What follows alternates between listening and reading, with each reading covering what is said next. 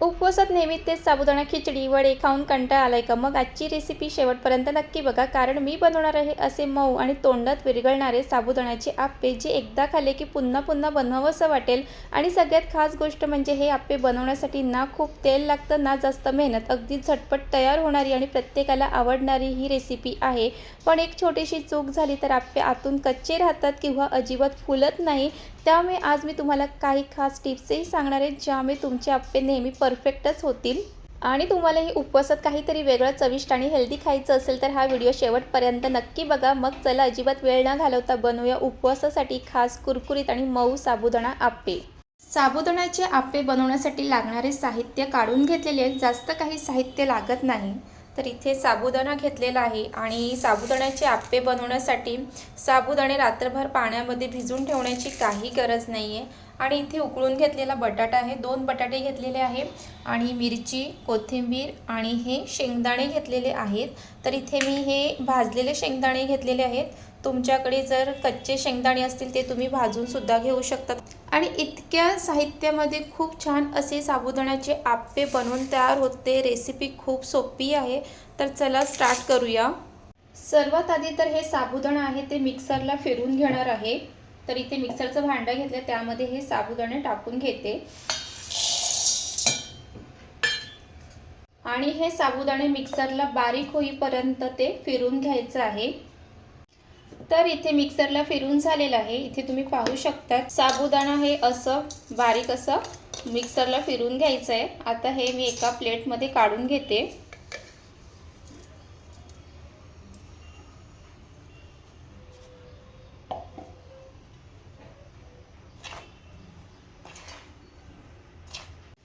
त्याच मिक्सरच्या भांड्यामध्ये शेंगदाणे सुद्धा वाटून घेणार आहे.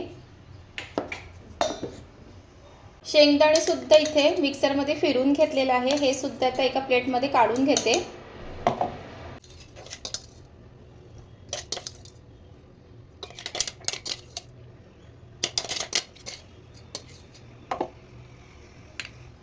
तर इथे साबुदाणा आणि शेंगदाणे हे फक्त दोन्हीही आहेत ते मिक्सरला लावण्याचं काम असतं. आणि आता त्यानंतर बाकीची तयारी करून घेऊया. त्यानंतर हे उकळलेले बटाटे त्याची सालं काढून घेणार आहे.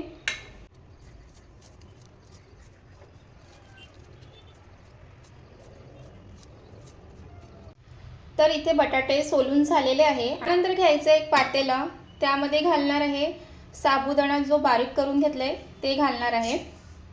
त्यासोबतच त्यामध्ये घालायचं आहे शेंगदाण्याचं कूट आणि ह्यामध्ये घालायचे बटाटा, पण बटाटा घालणार आहे तो किसून घालायचा आहे.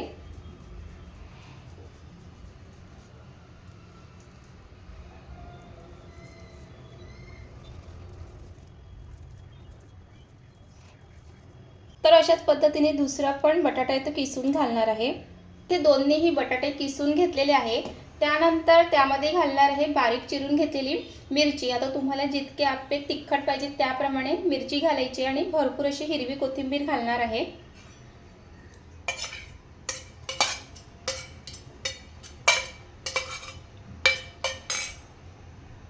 त्यामध्ये घालायचं थोडंसं जिरं आणि थोडंसं साखर घालायचं आहे, म्हणजे ह्या आप्याला तिखट गोड अशी चव येते. तर थोडंसं साखर घालणार आहे. आणि जर तुम्ही उपवासाला नाही बनवत असाल ना तर मग तुम्ही त्यामध्ये मीठ सुद्धा घालू शकतात. जर तुमच्याकडे उपवासाचं मीठ असेल तर तेही घालू शकतात. त्यानंतर हे सगळं आहे ते मिक्स करून घेणार आहे. आणि हे आप्पे इतके चवीला भारी लागतात ना, आणि हे अगदी 10 मिनिटात होणार आहे. कधी कधी आपण ना साबुदाणे भिजवायलाही विसरतो. तर मग तुम्ही हे अशी ही रेसिपी नक्कीच ट्राय करा. आणि साबुदाण्याचे आपण नेहमी वडेच खातो आणि वडे म्हटलं की ते तेलामध्ये फ्राय करा तर तेलसुद्धा जास्त जातं. हे आप्पे खूप झटपट होणार आहे आणि घरात सगळ्यांना आवडणारे हे असे आप्पे आहेत. तर इथे हे सगळं एकदा व्यवस्थित मिक्स करून घ्यायचं आहे. सगळं मिक्स करून झालं की त्यानंतर त्यामध्ये घालायचं आहे पाणी. पण पाणी सगळं एकदाच घालायचं नाही आहे. तुम्ही व्हिडिओमध्ये बघा मी किती पाणी घालते. तर थोडंसं पाणी घालून घ्यायचं आहे आणि ते परत एकदा मिक्स करून घ्यायचं आहे.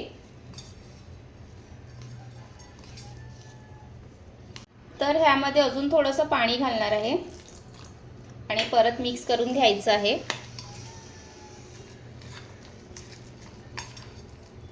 आणि बटाटा ह्यामध्ये खिसून घातल्यामुळे ना ते छान मिक्स होतं।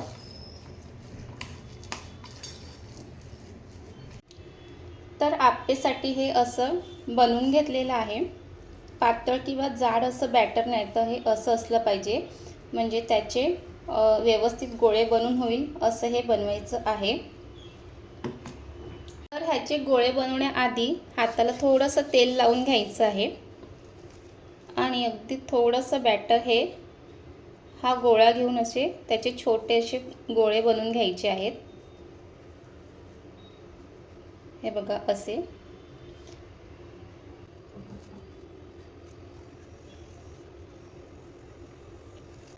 आणि हे गोळे बनवायला काही जास्त वेळ लागत नाही, पटकन होतात।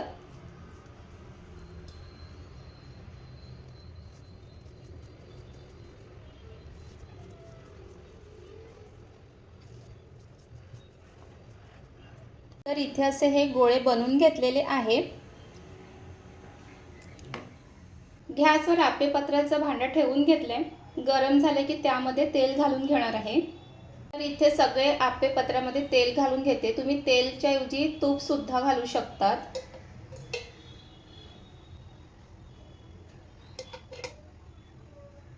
आणि तेल घातल्यानंतर ते असं पसरून घ्यायचं आहे।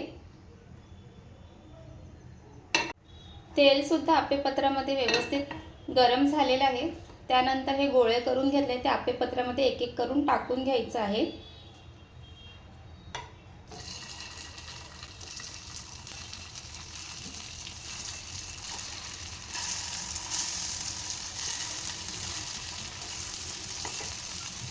तर सर्व आप्पेपात्रामध्ये जे साबुदाण्याचे गोळे करून घेतलेले ते टाकून घेतलेले आहे।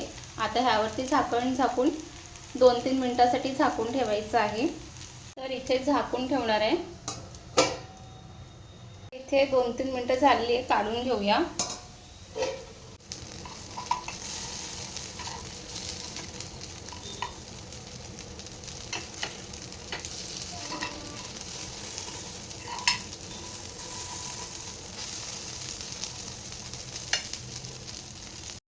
आणि तुम्ही इथे पाहू शकतात की आप्पेला एका बाजूला किती छान असा रंग आलेला आहे। आणि कधीही साबुदाण्याचे आप्पे बनवताना ते चारही बाजूने कुरकुरीतपणा यावा तिथपर्यंत ते असं चमच्याने करत राहायचे, तुम्ही व्हिडिओमध्ये पाहू शकतात।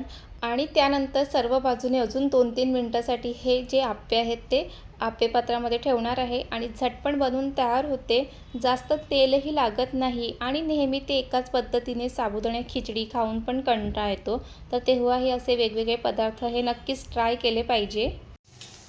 आणि साबुदाण्याचे आप्पे बनवताना ना हे सगळ्या बाजूने व्यवस्थित असे झालेले पाहिजे। आणि जे झाले का ते प्लेटमध्ये काढून घ्यायचं आहे। तर बघा इथे चारही बाजूने छान कुरकुरीतपणा आला पाहिजे। तर इथे हे मस्त चारही बाजूने कुरकुरीत असे झालेले आहेत, ते काढून घेणार आहे। बघा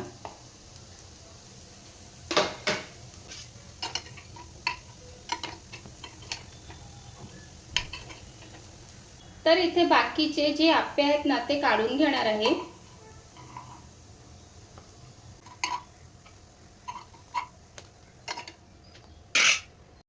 तर इथे हे कुरकुरीत मऊ असे हे साबुदाण्याचे आप्पे बनून तयार झालेले आहे। रेसिपी इतकी सोपी आहे ना की 10 मिनिटात तयार होणारी आहे। आणि उपवासामध्ये तर कमी तेलकट खाल्लेलंच कधीही चांगलं असतं।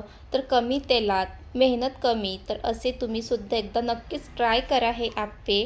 आणि तुम्हाला दाखवते की आप्पे किती मऊ झालेले आहेत। आणि तुम्ही इथे पाहू शकतात की आप्प्याला किती छान असा रंगसुद्धा आलेला आहे। आणि साबुदाण्याचे आप्पे करताना ते चारही बाजूने छान असे कुरकुरीत करून घ्यायचे आहे। आणि तुम्हाला इथे मी ते तोडून दाखवते, ते पाहू शकतात मस्त। आणि हे तुम्ही दहीसोबत खाऊ शकतात किंवा हिरवी चटणीसोबत सुद्धा खाऊ शकतात, खूप चवीला भारी लागते। आणि तुम्हाला ही साबुदाण्याची आप्पेची रेसिपी कशी वाटली हे नक्कीच कमेंट करून सांगा। आवडलं असेल तर लाईक करा, शेअर करा आणि आपल्या चॅनलला सबस्क्राईब केलं नसेल तर सबस्क्राईब करून घ्या। पुन्हा भेटूया नवीन रेसिपीसोबत, तिथपर्यंत मस्त खा, मस्त रहा आणि पुन्हा भेटूया. बाय.